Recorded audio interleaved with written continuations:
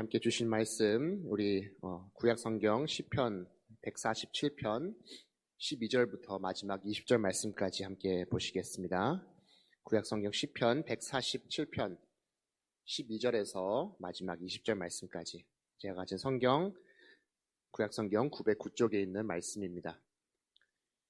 시편 147편 12절부터 마지막 20절 말씀까지 우리 한 절씩 교독하면서 함께 읽겠습니다.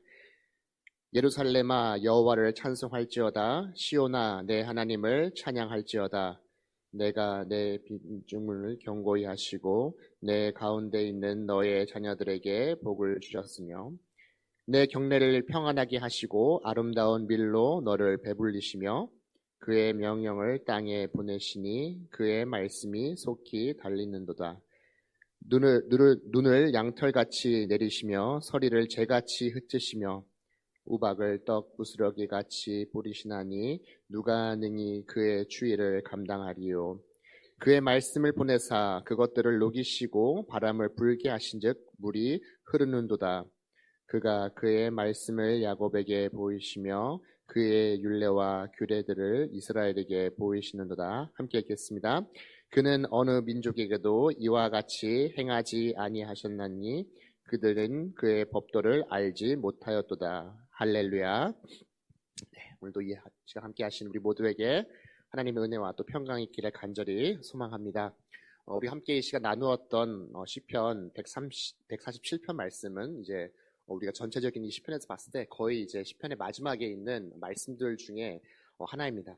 특징적으로 우리가 바로 앞에 있는 146편부터 마지막 150편까지의 말씀들을 보게 되면은 특징이 하나 있는데 마지막에 이 할렐루야랑 똑같이 끝난다라는 것을 우리가 볼 수가 있습니다. 특별히 오늘 우리가 함께 나누었던 이 147편의 말씀은 특별히 이 공동체가 이루어감을 통해서 어떻게 주님께 나아가야 하는지를 저희들에게 오늘 보여주고 있는데 주신 말씀을 오늘 이 시간 함께 묵상해 나아가면서 이 시편 기자의 고백처럼 우리 역시도 하나님 앞에 나아갈 때 이 할렐루야를 높임을 통하여서 우리 삶 속에서 함께 하시는 그 주님을 발견하는 이 시간 될 수 있기를 간절히 소망합니다.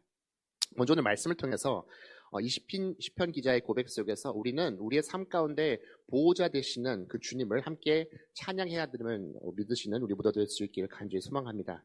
12절 말씀 속에서 이렇게 이야기하죠. 예루살렘아 여호와를 찬송할지어다. 시온아 내 하나님을 찬양할지어다 라고 이야기합니다. 먼저 우리의 삶 가운데 하나님을 향한 분명한 찬양이 있어야 한다라고 하면서 오늘 말씀을 시작합니다. 특별히 오늘 말씀 속에서 이 예루살렘아 또한 시온아 찬양할지어다라고 시편 기자가 이야기를 하고 있죠. 어쩌면 이 당시 이스라엘에서 가장 거룩한 곳, 거룩한 장소, 또 거룩한 모임을 말하고 있는 것처럼 보입니다. 하나님을 찬양함이 우리의 삶에 있어서 마땅한 것이다라는 것을 이야기를 하고 있죠. 그런데 실제로 이 이스라엘의 상황, 지금 그들이 처해 있었던 그 상황을 본다면 그들의 입속에서는 사실 이 찬양이 나오기는 힘든 그런 상황감입니다. 실제로는 이 시편의 제목이 앞에 있는 것도 아니라서 정확한 그 시대를 알 수는 없지만 학자들의 그 연구에 따라서 이 여러 가지 문맥에 따라서 아마도 이 이스라엘이 재건해가는 그 과정들, 예루살렘 성을 다시 한번 재건해가는 그 과정 속에 있는 상황이 아닌가라고 사람들은 추정합니다. 계속해서 이스라엘이 이 성을 다시 세워나가고 재건 나가려고 하는 과정 속에서 역사적으로 보면은 그들을 계속해서 방해하는 세력들이 나타납니다. 다시 힘을 내려고 다시 한번 내가 나아가려고 하는데 어떻게 그들의 발목을 잡는 일들이 계속해서 나타나고 있는 것이죠. 어쩌면 우리도 삶의 걸음에서 수도 없이 이런 일들을 경험하는 것이 바로 우리의 삶이지 않을까 생각합니다. 뭔가 하려고 하는데 또 뭔가 시작하려고 하는데 도움이 되기는커녕 뒷목 잡게 하는 일들이 더 많을 때가 있는 것이 바로 우리의 삶이기도 하죠. 그렇지만 오늘 기자는 그런 상황에서 무엇을 말합니까? 다시 그 신앙의 시작을 되돌아보고 있는 것을 우리들에게 보여주고 있죠. 결국 오늘 말씀에서 하나님을 향한 이 찬양이 나올 수 있는 것도 그 삶 속에서 하나님의 주권을 인정하고 있는 것을 저희들에게 보여주고 있어요. 그래서 예루살렘아 시온아 찬양할지어다 라고 말을 하고 있지만 결국 하나님을 찬양하는 것은 내가 특정한 장소에 있을 때만 이루어지는 것이 아니라 내 삶이 정말 내 삶이 하나님 안에서 회복되어지고 내가 하나님을 인정하는 그 삶을 통해서 그 속에서 찬양이 시작될 때에 모든 것이 다시 한번 시작되는 것을 저희들에게 이야기를 하고 있는 것이죠. 무너진 예루살렘 성도 이 회복도 결국은 신앙의 회복에서부터 시작된다는 것을 저희들에게 이야기하고 있습니다. 우리 삶도 마찬가지겠죠. 우리도 삶 속에서 무너진 부분들이 있다면 무엇에서부터 그것을 회복해 나가는 것을 말하고 있습니까? 다시 우리의 그 신앙을 회복하면서부터 우리는 더욱더 함께 나아갈 수 있는 것을 오늘 말씀을 통해서 다시 한번 깨닫는 저희가 될 수 있기를 소망합니다. 그렇다면 하나님을 우리를 어떻게 오늘 말씀 속에서 보호하십니까? 13절 말씀에서 이렇게 말씀하시죠. 그가 내 문빗장을 견고히 하시고 내 가운데 있는 너의 자녀들에게 복을 주시며 라고 말을 하고 있어요. 당시에 이 성을 이뤄 나갈 때, 또는 전쟁이 일어날 때 성을 함락시킬 수 있는 가장 효과적인 방법이 뭘까요? 여러 가지 전쟁의 전략들이 있어요. 옆에 토성을 쌓아가지고 성 위를 높이 올라가서 하는 방법도 있고, 나무 성을 지어가지고 사다리를 통해서 넘어가는 방법도 있지만, 사실 가장 확실하게 이 성을 침략할 수 있는 것은 그 문을 부시고 들어가면서 성을 침략하는 것입니다. 그러니까 오늘 말씀에서는 어떻게 말합니까? 그 문빗장을 견고하게 해주실 것이다라고 이야기를 하고 있어요. 가장 확실하게 그들이 무너질 수 있는 그것을 주님께서 가장 견고하게 하실 것이다라고 약속하고 계십니다. 실제로 이 문빗장이라고 하는 원어를 보게 되면 이 복수로서 이 언어가 사용되고 있는 것을 알 수가 있어요. 한 가지 문이 아니라 그 성을 막을 수 있는 모든 문들을 주님께서 견고하게 하실 것이다라고 이야기를 하는 것이죠. 그만큼 내가 너희들을 지켜주실 것이다라고 하나님께서는 약속하고 계신 것이죠. 결국 하나님의 지켜주심이 있기 때문에 오늘 말씀에서 그 평안함을 누리면서 살아갈 수 있는 것이죠. 그렇게 우리가 안전히 하나님 안에서 살 때, 하나님께서 주시는 그 평안함을 누리며 나아갈 때 오늘 말씀에서는 무엇까지 더해집니까? 자녀들에게까지 그 복이 간다고 오늘 말씀은 이야기합니다. 우리가 삶을 살아가면서 많은 좋은 것들, 많은 복을 생각할 수 있겠지만 지금 이스라엘에게 가장 큰 복은 무엇입니까? 어쩌면 그들이 과거에 하나님을 잊고 살았던 그 과거에서 다시금 돌아와서 하나님을 의지하며, 하나님을 잊지 않고 의지하며 살아가는 복이 가장 큰 복일 것입니다. 우리 역시도 자녀들을 키우면서 어떤 마음들을 가지고 키우십니까? 잘 되기를 바라면서 키우지 않습니까? 공부도 잘하고, 건강도 하고, 키도 크고, 잘생기고, 여러 가지 그런 마음들을 가지고 자녀들을 키워나갑니다. 근데 오늘 말씀을 따라 우리가 자녀에게 누릴 수 있는 가장 큰 복은 어떤 것일까요? 바로 그들이 하나님을 아는 그 복이 우리 자녀들에게 있어서 가장 큰 복이 될 줄로 믿습니다. 결국 우리도 어쩌면 우리 신앙 속에서 내가 안심하면서 나아갈 수 있는 것이 무엇입니까? 그 신앙을 이어받을 수 있는 자녀가 있을 때 우리 역시 안심하면서 나아갈 수 있는 것이 아닐까요? 그래서 우리는 어떤가요? 다음 세대를 위해서 기도하고 또 후원하는 일들을 계속해서 하는 것도 바로 그런 이유였을 겁니다. 생각해보면 우리가 아무리가 나이가 들어도 가정 속에서 자녀들이 때로는 방황이 있으면 그 가정에서는 늘 그 그늘이 있다는 것을 발견합니다. 큰 방황이 아니다 할지라도 자녀를 향한 그 부모의 마음은 어떤가요? 아무리 나이가 많다 해도 늘 염려스러운 마음들이 다 있는 것은 사실입니다. 하지만 중요한 사실 하나는 오늘 말씀에서 다시 한번 저희들에게 보여주고 있어요. 결국 우리가 하나님을 인정하는 그 삶의 결과가 무엇인지 저희들에게 보여주고 있습니다. 14절 말씀에서 어떻게 말합니까? 내 경내에 평안하게 하시고 아름다운 밀로 배를 너를 배불리 하시며라고 이야기를 하고 있습니다. 경내에 평안하게 하신다라고 하고 있습니다. 결국 하나님의 그 보호 속에 있을 때 하나님을 우리가 더 인정하는 그 삶을 살아갈 때 우리가 주님을 향한 그 찬양의 삶을 살아갈 때 그 속에서 평안함이 있음을 분명하게 말을 하고 있는 것이죠. 사실 인간적으로 생각하면 우리가 삶을 살아감에 있어서 근심하지 않는 사람이 어디 있습니까? 걱정하지 않는 사람이 어디 있습니까? 염려하지 않는 사람이 어디 있나요? 하지만 다시 그 삶을 주님께 맡길 때, 그리고 우리의 삶을 보호하시는 그 주님을 인정하며 나아갈 때 우리가 생각하고 소망하는 그 이상의 평안을 주님께서 저희에게 허락해 주실 줄 믿습니다. 오늘 말씀 여기서 그치지 않죠? 또 그 후의 평안에 어떻게 말합니까? 아름다운 밀로 배부르게 해 주실 것이다 라고 오늘 말씀에서 말합니다. 당시 이 이스라엘 백성들이 자랑할 수 있는 금과 은이 있었던 것도 아니고 진귀한 보석도 없었습니다. 그들에게서 어쩌면 매일매일 살아가는 일상 속에서 가장 귀히 그들이 여길 수 있었던 것은 이 밀을 통해서 만들어가는 그 빵의 주식이었을 것입니다.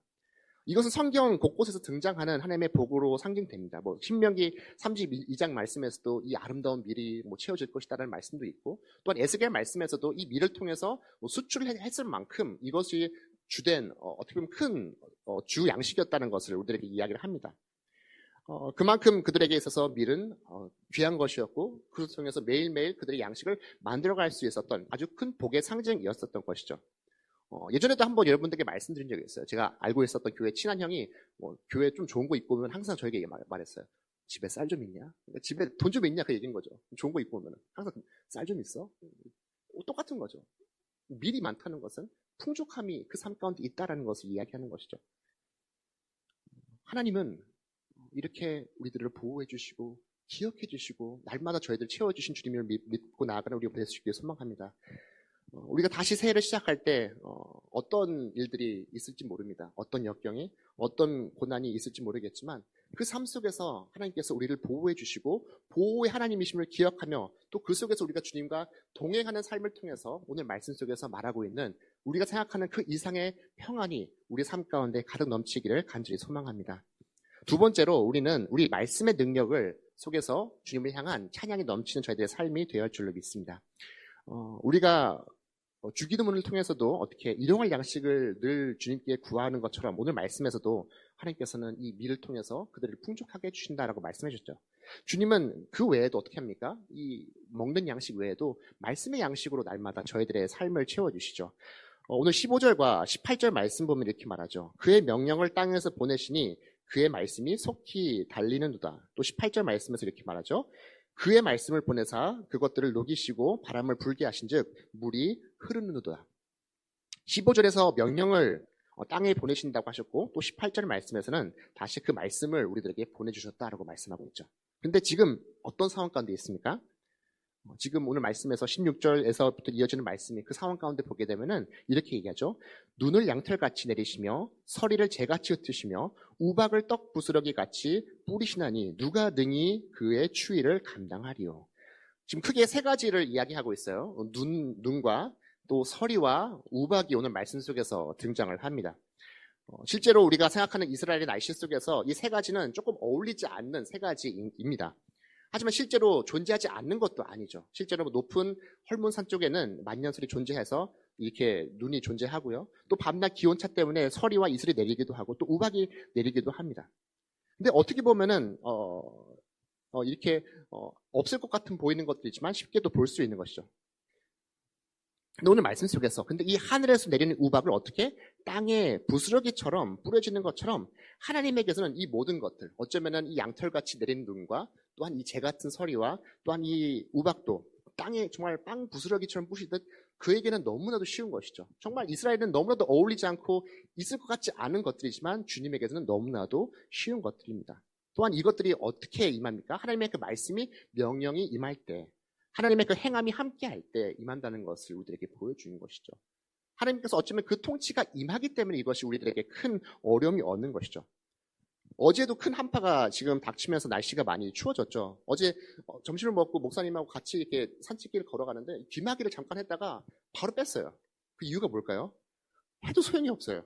해도 막 그 속에 바람이 막 들어오니까 귀가 너무 아픈 거예요. 막 계속 귀 때리는 느낌이었고 이 추위 앞에서 정말 우리는 너무나도 연약한 존재라는 것을 다시 한번 생각했어요. 많은 것들이 발전하고 뭐 발효를 옷도 나오고 발효를 내도 나오지만 결국은 하나님의 지켜주심 없이는 우리는 살아갈 수 없는 존재라는 것을 매일매일 우리는 깨닫게 됩니다. 그래서 마태복음에서 어떻게 말합니까? 마태복음 6장 말씀에서 또 너희가 어찌 우복을 위하여 염려하느냐? 들의 백합화가 어떻게 자라나는가 생각해보라. 수고도 아니하고 길쌈도 아니하느냐. 그러나 내가 너희에게 말하노니 솔로몬의 모든 영광으로도 입는 것이 이 꽃 하나만 같지 못하느냐. 오늘 있다가 내일 아궁이에 던져지는 들풀도 하나님이 이렇게 입히시거든 하물며 너희일까 믿음이 적은 자들이라고 말합니다. 어쩜 우리가 삶 속에서 염려하는 것들이 많지만 결국은 우리가 믿음을 붙잡고 나간다는 것을 오늘 말씀은 다시 한번 이야기하고 있는 것이죠. 오늘 이 말씀에서도 이런 추위가 있는데 이들이 어떻게 이들에게 하나님은 무엇을 허락해 주십니까? 누가 이 추위를 견딜 수 있을까 하지만 거기서 그들을 내버리지 아니하시고 18절 말씀에서 어떻게 말합니까? 그의 말씀들을 보내사 그것들을 녹이시고 바람을 불게 하신 즉 물이 흐르는도다 라고 말하고 있어요. 실제로 오늘 말씀 보면 우리는 하나님은 우리가 살아가는 가운데 있어서 가장 기본적인 것들을 오늘 말씀 속에서 다 채워주고 있음을 보여주고 있어요. 성을 견고하게 해주시면서 우리의 의식주 가운데 어쩌면 우리의 거주주들 하나님께서 이미 허락해 주셨고 또 아름다운 미를 허락해 주시면서 우리의 먹을 것들을 해결해 주십니다. 또 추위 속에서도 우리를 따뜻하게 해주실 말씀의 옷으로 우리를 채워주시는 것을 오늘 말씀을 통해서 우리가 알 수 있죠. 근데 여기에 더해 하나님은 그치지 않고 바람을 불게 해서 이 물이 흐르기까지 하고 있음을 오늘 말씀에서 보여줍니다. 실제로 우리가 스스로 추위를 해결하지 못하죠. 추우면 어떡합니까? 이 추위를 이기기 위해서 뭔가 더 입을 수밖에 없는 것이죠. 이 추위를 물러게 할 수 없어요. 이 추위를 물러가게 하는 방법 딱 한 가지예요. 뭔가요? 어떻게 해야 되나요? 그죠? 봄이 오면 시간이 기다려서 때가 되면 봄이 오면 이 추위는 가게 됩니다. 그제서야 문제가 해결되죠. 우리가 인생과 또 신앙의 추위 또한 마찬가지죠. 내 스스로 이것들을 해결해 나가려고 할 때 해결되지 않는 순간이 더 많다는 것입니다. 결국 오늘 말씀에서 이야기하는 것처럼 하나님의 그 말씀의 능력으로만 우리가 그것들을 해결할 수 있다는 것을 오늘 저희들에게 보여주고 있죠. 그리고 그리스도의 복음의 능력뿐만이 아니라 성령의 바람으로 우리를 더욱더 그 속에서 부드럽게 만들어 가신다는 것을 오늘 말씀은 저희들에게 말합니다. 우리가 믿음의 사람으로 세워져가는 것이 오늘 말씀에 따라서 보면은 하루아침에 되는 것이 아님을 다시 한번 저희들에게 보여주고 있죠. 말씀이 우리들에게 보내지며 어떻게 됩니까? 우리는 녹아지게 된다라고 말합니다. 바로 물이 되지 않죠. 녹아지게 돼요. 그 과정이 바로 이루어지는 것이 아닙니다. 하지만 그 말씀을 붙들고 살아가며 복음의 능력을 믿고 나아갈 때 결국 내 안에 계신 그 성령님을 통해서 우리는 어떻게 더 부드러운 물과 같은 존재가 될 수 있다는 것을 오늘 말씀 저희들이 이야기하고 있는 것이죠. 얼음은 어떻습니까? 강하게 치면 상처가 납니다. 조각이 떨어져 나가기도 하죠. 때론 날카로운 얼음은 누군가에게 해가 될 수도 있습니다. 하지만 물은 어떤가요? 아무리 쳐도 다시 제자리로 돌아옵니다. 또 유하게 앞에 있는 것들을 피해 나갈 수 있죠. 각자 우리가 새로운 한 해를 시작할 때 아마 다 이 말씀 카드 하나씩들 다 이제 뽑고 새해를 시작하지 않았을까 생각합니다. 어떤 말씀들이 여러분들에게 주어지는지 알 수 없지만 또 그 말씀들을 붙잡고 올해의 말씀들로 살아가는 우리 모두 될 수 있기를 간절히 소망합니다. 그렇게 올해 주시는 말씀, 또 날마다 또한 예배 자리 통해서 주시는 그 말씀들을 붙잡고 나아갈 때 주님을 향한 찬양, 또한 우리의 그 말씀 속에서 새롭게 만들어 가시는 그 놀라우신 축복하심이 우리 모두에게 있기를 간절히 소망합니다. 마지막으로 하나님의 그 특별한 우리는 그 은혜를 찬양하는 저희들의 삶이 되어야 할 줄로 믿습니다. 지금까지 우리가 어떻게 하나님께 나아갈 수 있는지에 대해서 보여주셨다면 마지막으로 우리를 향하신 하나님의 그 마음이 어떠한지를 오늘 말씀에서 이야기를 합니다. 19절과 20절 말씀에서 이렇게 얘기하죠. 그가 그의 말씀을 야곱에게 보이시며 그의 율례와 규례를 이스라엘에게 보이시도다. 그는 어느 민족에게도 이와 같이 행하지 아니하셨나니 그들은 그의 법도를 알지 못하였도다. 할렐루야. 어쩜 오늘 말씀에서 자연의 섭리를 통해서 온 세상 속에서 역사하시는 하나님의 모습을 지금까지 보여주셨다면 이 마지막 19절에서는 이스라엘 민족에게만 주어지는 이 특별한 특권을 보여주고 있습니다. 그들을 택함받았고 또한 말씀이 주어졌다는 것을 오늘 말씀을 통해서 저희들에게 보여주고 있죠. 분명한 율례와 규례가 그들에게 주어졌고 또한 다른 민족에게는 행하지 않는 것임을 하나님께서는 분명하게 오늘 말씀에서 이야기하고 있죠. 그러면서 다른 민족들은 그의 법도를 알지 못했다라고 이야기하죠. 한편으로는 이 말씀을 보면서 하나님은 왜 이렇게 조금 편협하실까라는 생각도 할 수 있습니다. 하지만 오늘 말씀을 자세히 보면은 그 속에서 더 큰 하나님의 은혜를 발견하고 또한 그 속에서 더 결단할 수 있는 저희들의 그 모습을 발견하게 됩니다. 실제로 이렇게 이스라엘 백성들이 말씀을 받기 위해서 그들은 한 것이 아무것도 없죠. 그들이 이렇게 주님의 자녀로서 살아갈 수 있는 것은 온전히 하나님의 그 택하심과 또 하나님의 그 은혜로 통해서 그들이 하나님의 자녀로 살아갈 수 있는 것입니다. 그리고 신앙의 사람으로 살아가기 위해서는 분명한 기준이 있어야 한다는 것을 오늘 말씀은 저희들에게 보여줍니다. 신앙은 결코 감정에 따라서 왔다 갔다 하는 것이 아님을 오늘 말씀을 먼저 저희들에게 보여줍니다. 나의 감정에 따라서 올라갔다 내려갔던 것이 우리의 신앙이 아니라 하나님이라는 분명한 기준, 예수 그리스도라는 분명한 기준, 말씀이라는 분명한 기준에 따라서 우리들의 신앙이 앞으로 나아가야 함을 우리들에게 이야기를 하고 있는 것이죠. 그래서 그 말씀을 사모하고 오늘 이야기하는 시편의 말씀처럼 그 말씀의 능력을 붙잡고 나아가야 하는 우리가 되어야 한다는 것이죠.